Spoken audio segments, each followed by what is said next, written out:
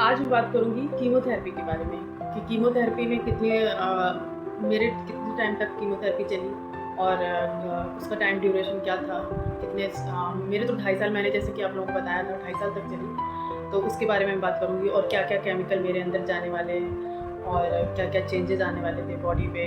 ये सब जो माइंड में मेरे चल रहा था उस टाइम कि कैसे मैं इसको मेरी बॉडी क्या इस कीमो को कंज्यूम कर पाएगी अपने अंदर। क्योंकि मैंने जैसे कि लास्ट वीडियो में आपको बताया था कि उस बच्चे के साथ क्या हुआ था, तो उस टाइम से तो मुझे सबसे ज़्यादा उस टाइम बहुत डर लग रहा था। तो इन सब चीज़ों को मैं डिटेल में बताऊंगी आपको। तो चलिए शुरू करते हैं। हेलो दोस्तों, मेरा नाम राखी चौहान है। मैं एक ब्लड कैंसर सर्वाइवर हूँ। मेरे को अभी 4 साल हो चुके हैं। कैंसर मेरा ठीक हो चुका है और कीमो को 1 साल से ऊपर हो चुका है कीमो को बंद हुए। अभी मैं पूरी तरह से ठीक हूँ। और मुझे जो कैंसर हुआ था वो हुआ था ALL, acute lymphoblastic leukaemia. Blood cancer में जो टाइप्स ऑफ ब्लड कैंसर होते हैं उनमें सबसे ज़्यादा डेंजरस होता है जो कि फास्ट फैलता है हमारी बॉडी में। ये कैंसर मुझे हुआ था। तो बात है 5 अप्रैल 2022 की, जब मेरा कैंसर डिटेक्ट हुआ था। तो हमें डॉक्टर ने एक प्रोटोकॉल पकड़ाया। प्रोटोकॉल में सारी मेडिसिन लिखी हुई थी, सारी कीमो कौन कौन से केमिकल जाने वाले हैं मेरे अंदर, उसी के हिसाब से हमें चलना। लेकिन वो तो केवल एक कागज था, एक पेपर था जिसमें सारी दवाइयाँ लिखी हुई थी। उसके जो रियल में जो होने वाला था वो बहुत ही ज़्यादा डेंजरस था। फर्स्ट कीमो चढ़ने वाला था, डॉक्टर ने बोला कि आपका फर्स्ट कीमो होने वाला है। तब मेरी कंडीशन बहुत ख़राब थी क्योंकि जॉन्डिस वगैरह सब हो चुका था और बिल्कुल मैं बहुत ज़्यादा वीक हो चुकी थी। उस टाइम ICU में थी, आप लोगों से बताया था मैंने। जब उस बच्चे के साथ ये सब हुआ था, हादसा हुआ था, बच्चा नहीं रहा था, मैंने आपको लास्ट वीडियो में बताया है। उसके तुरंत बाद ही मेरा भी कीमो होने वाला था। तो वैसे ही मेंटली और हेल्थ वाइज तो बिल्कुल स्ट्रांग नहीं थी, उस टाइम बहुत वीक हो चुकी थी। तो एकदम से जब पता चले आपको कि आपको कैंसर है और आप बिल्कुल उसके पहले बिल्कुल ठीक थे, तो कैसा लगेगा आपको? समझ ही गए होंगे कैसा लगा होगा मुझे उस टाइम, और मुझे कैसा लगा, मेरे हस्बैंड को कैसा लगा होगा, क्या हो गया। खैर, तो फर्स्ट साइकिल स्टार्ट हुआ। तो इसमें क्या होता था, इंजेक्शन तो लगते ही थे, साथ ही मुझे मेडिसिन भी दी जाती थी ताकि मुझे भूख लगे और थोड़ा सा मैं कीमो बर्दाश्त कर सकूं, क्योंकि पहले से ही बॉडी वीक थी बहुत ज़्यादा। तो उसके साथ साथ मेरी मेडिसिन भी चल रही थी। डॉक्टर बोलते थे कि इस वीक में आप जितना खाना खा सकते हो खा लीजिए, क्योंकि आप नेक्स्ट साइकिल में कुछ खा पी नहीं पाओगे। तो सोचिए, अगर कुछ खा पी नहीं पाऊंगी तो कैसे कीमो को बर्दाश्त कर पाऊंगी, कैसे झेल पाऊंगी। ये सब समझ नहीं आ रहा था उस टाइम कि ये लोग ऐसे क्यों बोल रहे हैं। नहीं मालूम था कि आगे क्या होने वाला है, इतना बुरा हाल होने वाला है। इसमें भूख बढ़ाने के लिए स्टेरॉइड दिए जाते थे। स्टेरॉइड से क्या होता है कि आपकी भूख बढ़ती है, ताकि मेरी भूख बढ़े तो मैं कुछ खा सकूं, इस वजह से वो दिए जाते थे स्टेरॉइड। तो खैर, भूख बढ़ी, मैं खाना स्टार्ट कर दी किसी तरह। मैं फिर ये 1 महीने का जो था कीमो, वो मैं बर्दाश्त कर पाई किसी तरह। तो थोड़ी सी होप जगी कि नहीं आगे भी मैं, अगर 1 महीने निकाल दिए मैंने तो आगे भी मैं इसको झेल सकती हूँ। 1 महीने बाद फिर एक MRD टेस्ट हुआ। MRD टेस्ट फिर मेरा नेगेटिव आया। तो मुझे अंदर से वो फीलिंग आई कि नहीं मैं बच सकती हूँ। उस टाइम होप जगी अंदर से और मेरे हस्बैंड को भी लगा नहीं अब ये अगर 1 महीने इसने कर लिया तो आगे भी कर सकते हैं। लेकिन आसान नहीं था इतना, कि जैसा कि हम लोग सोच रहे थे कि नहीं 1 महीना हो गया। अब उस टाइम ऐसा लग रहा था कि हाँ नेगेटिव आ गया है, अब क्या ही होगा। फिर मेरा नेक्स्ट साइकिल स्टार्ट हुआ, नेक्स्ट मंथ का कीमो था।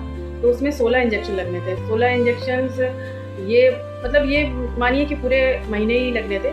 और हर वीक में 16 इंजेक्शन तो थे ही, ऐसे कर करके एक हफ्ते में 1-2 ऐसे कर करके पूरे महीने चलने थे। और इनके अलावा हर हफ्ते मुझे 3 इंजेक्शन और लगने थे। जो ये 3 इंजेक्शन लगते थे, ये मेरे काउंट्स को बढ़ाने के लिए लगते थे, क्योंकि काउंट्स सारे मेरे डाउन हो जाते थे उस टाइम, बहुत ही नीचे चले जाते थे। उसको अप करने के लिए ये इंजेक्शन लगते थे, क्योंकि अगर ये अप नहीं होगा तो फिर नेक्स्ट इंजेक्शन नहीं लग सकता, नेक्स्ट कीमो नहीं हो सकता है। उसके लिए इंजेक्शन लगते थे। उसके बीच में बहुत कुछ हुआ। ब्लड बिल्कुल नीचे चला जाता था, बिल्कुल ड्रॉप हो जाता था, और ये प्लेटलेट्स, TLC वगैरह बहुत डाउन हो जाते थे। इसके TLC के लिए ही ये इंजेक्शन दिए जाते थे कि ये अप हो। और तो इस बीच तो इतना बुरा हाल था इस वाले कीमो में कि मुझे मतलब दिन रात मुझे उल्टियाँ होती थी। बहुत ही बुरा हाल था। वो जो फर्स्ट कीमो था वो तो इतना नहीं था, लेकिन ये वाला कीमो बहुत ही बर्दाश्त से बाहर था। इतनी उल्टियाँ होती थी कि आप लोग सोच भी नहीं सकते हैं कि मतलब उल्टियाँ दिन में ये नहीं कि 1-2 बार, 3 बार, 4 बार हो जाए, 5 बार हो जाए, नहीं, नॉन स्टॉप उल्टियाँ होती थी। मेरे बेड था मेरा जो अलग रूम में मुझे रखा गया था, तब हस्बैंड घर पे ले आए थे मुझे सेकंड उसपे। तो बेड पे मैं लेटी रहती थी, साइड में बेड के बकेट रखी रहती थी। वहाँ पे 5-5 मिनट में उल्टी होती थी। मैं क्या ही बताऊँ, बहुत ही बुरा, जितना आप मतलब जितना जहाँ तक आप सोच सकते हैं इतनी ज़्यादा उल्टियाँ होती थी मुझे। तो अब ये समझ लीजिए जब इतनी उल्टियाँ होती होंगी तो मैं क्या ही खा पाती होंगी कुछ। जैसा कि डॉक्टर ने बोला था कि नेक्स्ट साइकिल में आप लोग मतलब ये ध्यान रखिए कि ये कुछ खा नहीं पाएगी। और वही हाल था, केवल खाना नहीं बहुत कुछ था। चलने में प्रॉब्लम होती थी, वॉशरूम तक जाना होता था, बगल में वॉशरूम था मेरे रूम के साइड में ही था वो, वहाँ तक जाने में मुझे प्रॉब्लम होती थी। बाल भी झड़ने लगे थे उस टाइम तक, और स्वेलिंग आ गई थी पूरी बॉडी में। मतलब पूरा फेस ना ये ऐसे हो गया था। अगर मैं आपको इस साइड में पिक्चर्स में डाली है वो देख लीजिएगा आप लोग, ये ऐसे ऐसे हो रखा था, मतलब गंदी सी दिखने लगी थी, बहुत ज़्यादा गंदी दिखने लगी थी। और ये सब नेल्स वगैरह ब्लैक हो रखे थे। उसमें मुझे इन्फेक्शन भी हुआ। डॉक्टर ने बोला था इनको इन्फेक्शन होने के चांसेस बहुत ज़्यादा हैं, और इनका बहुत केयर करिएगा आप लोग, बिल्कुल हर चीज़ से बचा के रखिए, साफ़ सफाई का ध्यान रखिए। तो सारा कुछ उस टाइम मेरे हस्बैंड रूम बिल्कुल सेपरेट मेरा रूम कर रखा था, वहाँ कोई एंटर नहीं कर पाता था। इवन मेरे बच्चे भी नहीं आने दिए जाते थे मेरे पास, क्योंकि वो भी अगर मिलते भी थे मुझे, मेरे पास में आते भी थे तो पूरा सैनिटाइज करके, पूरा नहा धो के अच्छे से तभी मेरे रूम में आने दिया जाता था मुझे। तो बच्चों को भी मैं टच नहीं कर पाती थी उस टाइम, और केवल मेरे हस्बैंड आते थे। और सारी चीज़ें मेरी जो थी वो साइड में रखी रहती थी, सेपरेट थी, कोई उसको टच नहीं कर सकता, मेरे बेड को कोई हाथ नहीं लगा सकता। इतना सब करने के बाद भी मुझे इन्फेक्शन हो गया, और इन्फेक्शन जो हुआ था वो ऐसा था कि मेरे TLC काउंट जो थे वो 700 रह गए, केवल 700, जो कि नॉर्मली 4000 और 6000 के बीच में होना चाहिए। मेरे केवल 700 थे, और मेरे प्लेटलेट्स जो थी केवल 7000 रह गई थी। लेकिन भगवान का वो था कि मैं वहाँ से भी बच गई। वहाँ भी मेरी प्लेटलेट्स और TLC कवर करने के लिए सारी मेडिसिन दी जाने लगी, और फिर से मैं वहाँ से भी ठीक होके घर आ गई, और फिर से कीमो स्टार्ट हुआ। ये जो सिलसिला था कीमो का और ये सब, ये अभी भी ये नहीं था कि नहीं रुक गया है, जो बचा हुआ था वो फिर से स्टार्ट किया गया। ऐसा कुछ नहीं कि नहीं इन्फेक्शन हुआ था तो अभी रिकवरी का टाइम देंगे, ऐसा कुछ नहीं था। सारे इंजेक्शंस जो थे भूख लगने के और ये सब दिए जाते थे मुझे, स्टेरॉइड दिए जाते थे, लेकिन उससे कुछ हो नहीं रहा था उस टाइम, क्योंकि हालत बहुत ज़्यादा ख़राब थी। तो किसी तरह करके मैंने ये अपना जो सेकंड कीमो साइकिल था वो मैंने किसी तरह पार किया, और फिर मैं थर्ड साइकिल में एंटर करी। थर्ड साइकिल में मुझे स्टेरॉइड्स दिए गए, बहुत ज़्यादा ही स्टेरॉइड्स दिए गए, जिससे मुझे भूख लगे, थोड़ा सा मैं खाना पीना स्टार्ट करूं, क्योंकि सेकंड साइकिल में तो मैंने खाना पीना कुछ खाया ही नहीं था। मुझे नहीं याद है कि मैंने कुछ खा भी रही थी, मैं कुछ नहीं खा रही थी। और जैसा कि डॉक्टर ने बोल रखा था कि इनको फ्रेश जूस नहीं दे सकते आप हमेशा जूस अगर इनको देंगे या नारियल पानी देंगे वो भी पैक्ड देना है, हर एक चीज़ पैक्ड देनी है। थर्ड साइकिल में पूरी तरह बाल जा चुके थे, मेरे हस्बैंड ने मेरे बाल सेव किए, और ये जो थ्रेडिंग ये सब पूरी मतलब हल्की हल्की सी रह गई थी, पूरी तो नहीं गई थी, लेकिन बहुत कम कम बाल दिखते थे। और आई लैशेस तो एक ही दो आई लैशेस में मुझे लगता है हेयर रह गए होंगे, सारे चले गए थे। और ये सब इधर से ब्लैक ये पता नहीं क्या ही हो गया था, ब्लैक फेस एकदम से। और मेरे स्टेरॉइड्स की वजह से मेरे जीभ में पूरे दाने बहुत ज़्यादा क्योंकि स्टेरॉइड जो होते हैं वो बहुत गर्म होते हैं, बहुत ज़्यादा आपकी बॉडी को हीट देते हैं, और कीमो भी आपकी बॉडी को बहुत ज़्यादा हीट देता है, तभी उसी की वजह से बाल झड़ते हैं, बहुत सारी चीज़ें होती हैं। तो ये सब हो रहा था। और कीमो केवल ये नहीं था कि कैनुला लगा दिया उससे जा रहा था सारे केमिकल्स, नहीं, एक मेरे बैक जो स्पाइनल बोन होती है उससे भी, स्पाइनल बोन के बीच में एक थोड़ा सा गैप होता है, गैप के बीच में भी एक इंजेक्शन दिया जाता था। वो इतना पेनफुल था, मुझे आज याद है कि उस पेन को मैं आज भी महसूस कर सकती हूँ कि कभी कभी वो पेन मुझे आज भी होता है, कभी कभी, हमेशा नहीं होता है लेकिन कभी कभी होता है। वो भी कीमो का ही एक पार्ट था।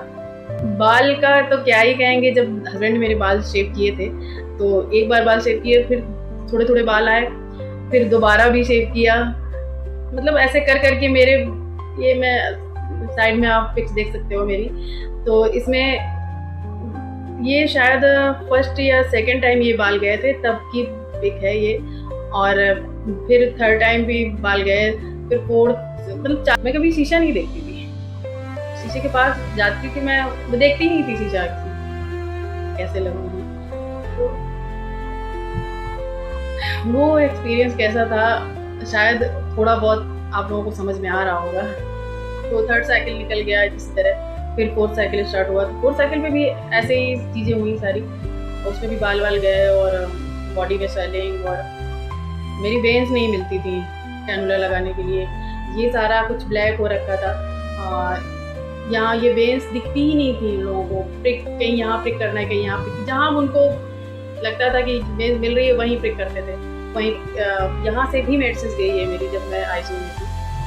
तो ये सारी चीज़ें थी जो कि मुझे मतलब अब आज भी वो सब चीज़ें ना मुझे याद आती हैं, तो एकदम से वो लगता है कि कैसे मैंने कर लिया।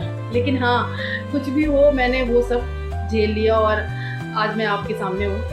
तो उस टाइम जब ये कीमो सारे चल रहे थे, तो हर एक साइकिल जब कंप्लीट होता था ना, तब मुझे लगता था ये मैंने कर लिया, अब आगे भी मैं कर लूँगी, जैसे मैंने ये कर लिया नेक्स्ट भी मैं ऐसे कर लूँगी। अपने आप से मैं ना, बस चाहे ये कहिए कि अंदर से ये था कि मुझे अपने बच्चों के लिए ठीक होना है, मुझे अपने हस्बैंड के लिए ठीक होना है, जो कि मेरी वजह से सब कुछ छोड़ छाड़ के मेरे पास है, और सारा कुछ सब पूरी, मेरे हस्बैंड के बारे में तो मैं क्या ही बताऊं, वो मेरे लिए क्या है। मैं तो ठीक हुई हूँ, ठीक है, अपनी जो मेरा वो था विल पावर थी उसकी वजह से ठीक हुई हूँ एक तरह से। जब तक पेशेंट नहीं चाहेगा तब तक ठीक नहीं हो सकते, ये तो होता ही है। लेकिन जो आपके पीछे जो लोग होते हैं, जिन्होंने आपका साथ दिया होता है, उनका मेन रोल होता है, और मेरे लिए मेरे हस्बैंड थे, तो उसके बारे में मैं आगे बताऊंगी। तो इस वीडियो को यही एंड करते हैं, और आप लोगों के मन में कोई भी क्वेश्चन हो कीमो के बारे में जानने के लिए कि कीमो में और क्या क्या होता है, तो आप लोग